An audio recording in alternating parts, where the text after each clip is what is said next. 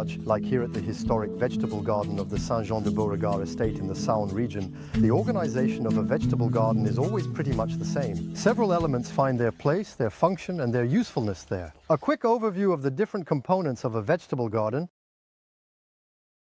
The vegetable garden can be enclosed by walls or hedges. Its walls protect the vegetables from prevailing winds and drafts. Additionally, the presence of a south-facing wall stores heat, creates a warm microclimate, and allows for the cultivation of tender species like kiwi. The majority of the vegetable gardens area is dedicated to growing vegetables. Square or rectangular in shape, which is much more efficient for cultivation. The plots host young plants arranged in rows.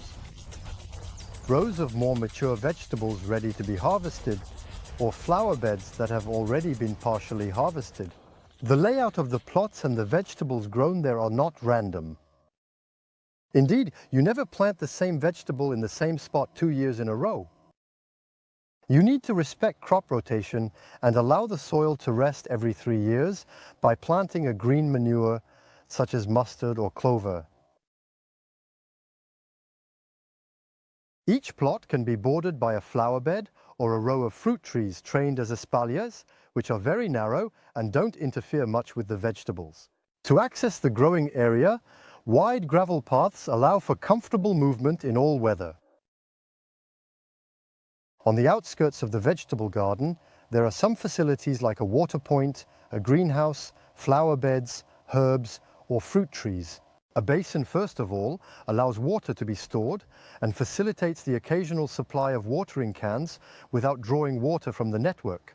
But the collected water is also at room temperature, which is really useful for watering young crops that are sensitive to thermal shock when they're watered with tap water. The greenhouse and its glass structure create a warm microclimate that's great for seedlings and young plants in the early weeks of growth. But it can also shelter tender species like grapevines and protect them from climate uncertainties. Depending on the size of the vegetable garden, the greenhouse can be replaced by a lighter and more mobile structure, like a plastic tunnel.